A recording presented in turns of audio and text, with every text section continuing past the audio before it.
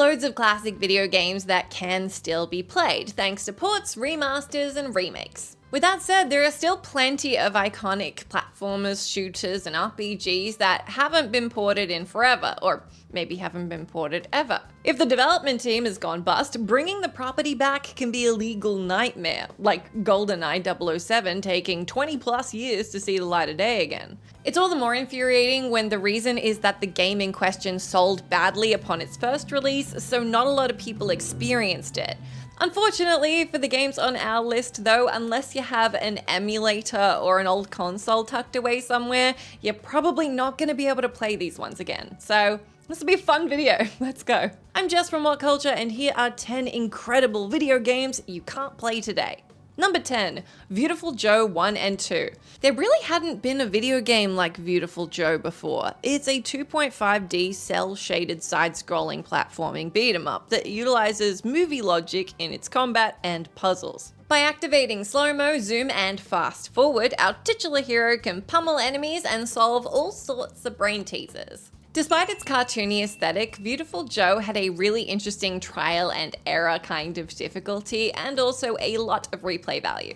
Of course, Viewtiful Joe was so unique that it was a nightmare to market, which is why it barely sold anything. That said, when the GameCube exclusive was ported to the PS2, it made just enough to warrant another. And so Viewtiful Joe 2 was better than its predecessor since it had a tag team system, new abilities, and a balanced difficulty curve, thank God. Annoyingly though, the follow-up tanked, leading to the main series cancellation, which was a shame since the sequel ended on a cliffhanger. When spin-offs Red Hot Rumble and Double Trouble were met with poor sales and reviews, the chances of the franchise recovering seemed non-existent. Even though Joe does rock up in some other properties like Marvel vs. Capcom, it's still fair to say that the fanbase is chomping at the bit for an actual HD remaster. Number 9, Kingsfield 1-3. Long before From Software was synonymous with Bloodborne and Elden Ring, the company worked on a PS1 title called Kingsfield. It looks ancient by today's standards, but Kingsfield was a huge deal since the 1994 medieval fantasy was among the first 3D RPGs ever, predating Final Fantasy VII. More importantly, the mechanics that were used in this game were incorporated into From Software's other works going forward, including Shadow Tower and Demon's Souls. Kingsfield was considered a rousing success, though some criticized its punishing difficulty, which will not come as a surprise from FromSoft. Despite only being released in Japan, the two follow-ups received a worldwide release on the PS1 and were received positively. Just as it looked like Kingsfield was finding its stride, the fourth entry was shredded by critics, killing the saga then and there.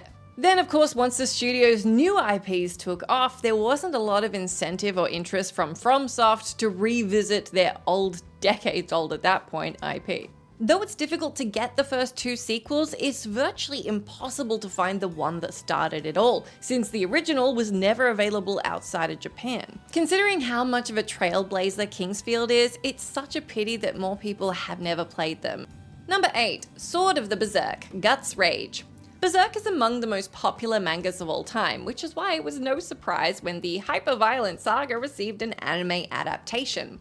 The TV series popularized Berserk in the Western world, inspiring Saga to hire developer Yuki's to make a video game adaptation called Sword of the Berserk, Guts Rage. Now, if you felt like that was a mouthful, let me read you the Japanese title, which is Berserk Millennium Falcon Arc Chapter of the Flowers of Oblivion. There was no way I was remembering that to say it to you like this. Though Yuki's is better known for handling wrestling properties, Guts Rage captured the bombastic bloodshed and chaotic combat of the source material. Rather than being a mindless hack and slash, Guts Rage was surprisingly imaginative. Shenmue is renowned for popularizing QuickTime events, but Guts Rage incorporated the gameplay first. The game also utilized QTEs more creatively, since executing this mechanic correctly can change the hero's set path. This type of innovation also encouraged multiple playthroughs to see the outcomes of each QTE. Sadly, Guts Rage sold so poorly outside of Japan that there hasn't been another title in the series released outside of the region. Even though the property has remained popular for decades, there's no hint Guts Rage will return to the West anytime soon. Number 7, F-Zero GX. There are lots of different arcade races and realistic races, but when it comes to a truly chaotic racing game, it's really tricky to beat F-Zero GX. The The futuristic racer has 30 pilots zipping through each track at 1,000 miles per hour. Although previous installments were solid, Sega outdid themselves with GX, with its luscious visuals, rollercoaster-like tracks, smooth controls, innovative story mode, and catchy score. Due to its humongous single-player mode, various challenges, endless secrets, and its brutal difficulty, GX would keep anybody occupied for years. Despite selling a serviceable 1.5 million units, it never received a sequel on a mainstream system. But since we're talking about a magnificent racing game, surely there's nothing stopping the game from being remastered for the current market, right?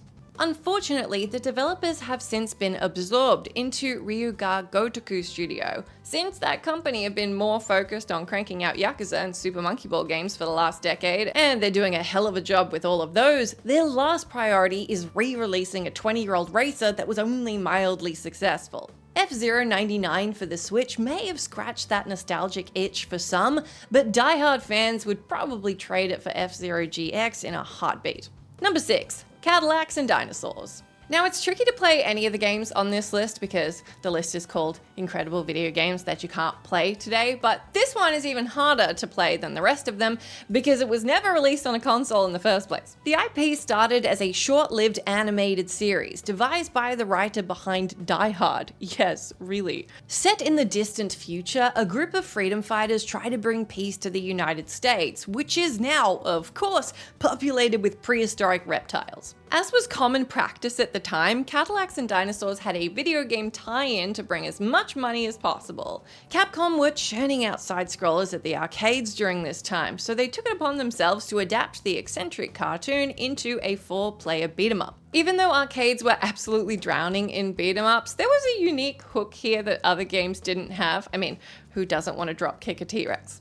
As the name suggests, the main campaign contained driving sections where players had to avoid obstacles and crash into enemies, which differentiated it from its competitors. Although Cadillacs and Dinosaurs was definitely fun, it never saw life outside of the arcade. Despite the fact that it could have been packaged in 2018's Capcom Beat 'em Up bundle, the classic was unfortunately left out for some reason.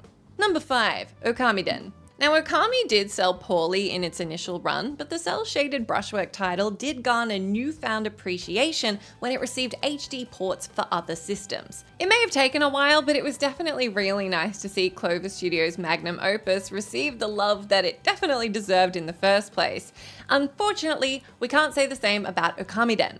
The DS exclusive doesn't match its predecessor, but this spiritual successor of Okami is still very enjoyable. Though Okamiden maintains the same system of drawing symbols to create objects, solve puzzles, and destroy enemies, there are a few additions and improvements. Firstly, there's far less backtracking, and even the biggest Okami lovers found that aspect tedious. Our new hero, Chibitarutsu, can team up with others this time around as well, which is necessary for certain battles and puzzles. Many enemies reward Chibitarutsu if they're defeated in a certain way as well, which is pretty interesting. Not only does this incentivize players to take on battles in a more creative way, it also stops the combat from feeling quite so repetitive.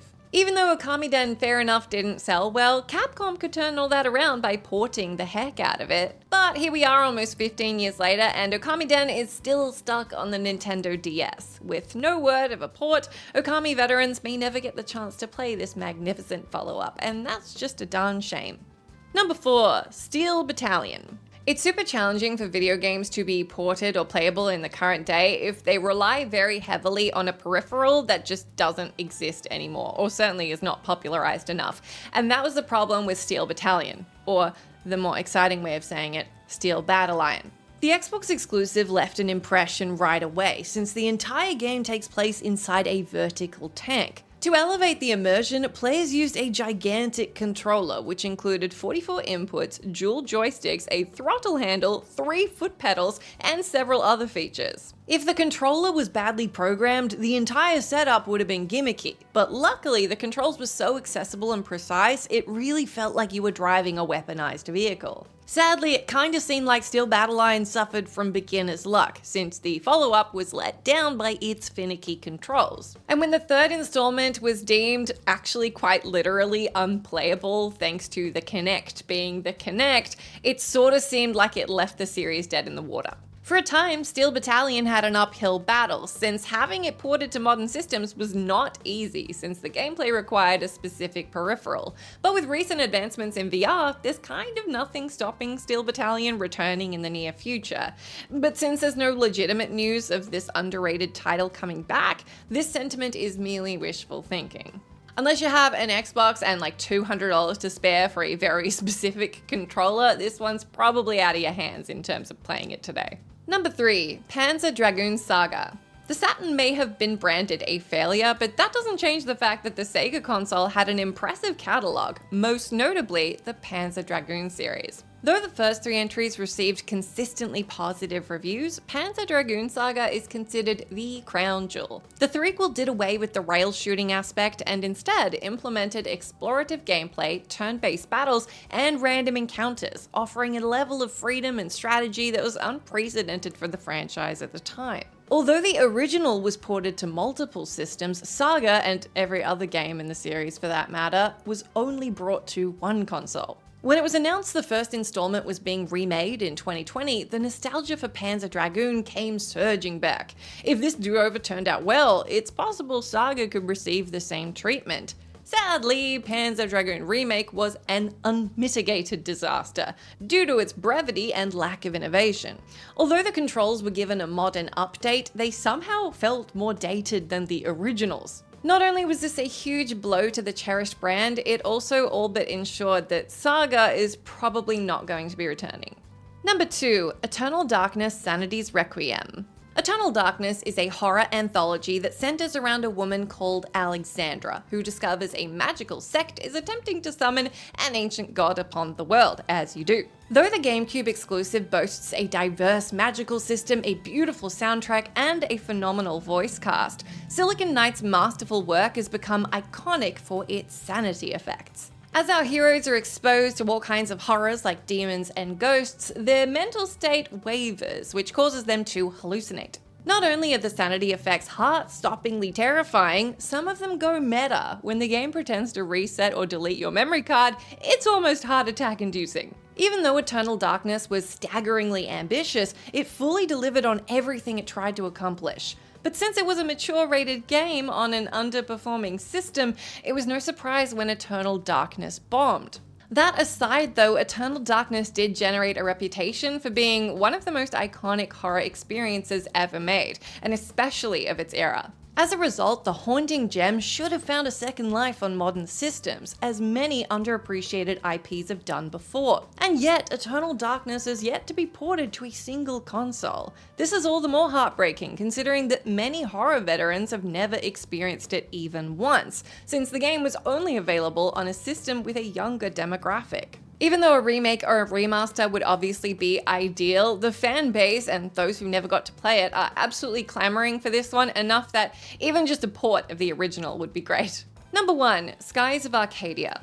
Even though Final Fantasy was the go-to RPG during the millennium, Skies of Arcadia could have given Square's most recognized IP a run for its money if it received a wider release. Starting off as a Dreamcast exclusive, this steampunk roleplayer has our heroes battling enemy forces high above the clouds in their airships. Skies of Arcadia focuses more on exploration, rewarding players with new allies and money if they venture across the game world. Also, the battles between sky vessels were just objectively very cool.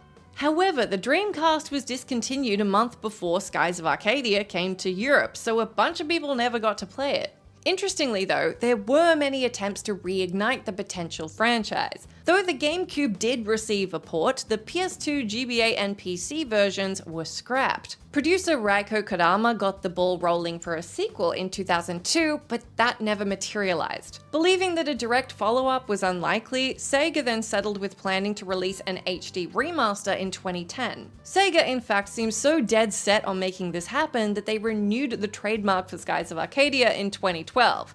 But then, of course, you know the name of the list, the HD remaster did not happen. Although one of the game's original developers, a programmer for the studio, Kenji Haruta, did express interest in revitalizing Skies of Arcadia, given 2 decades have passed since its release, nobody should be holding their breath. Unfortunately. Sorry, this list was sad.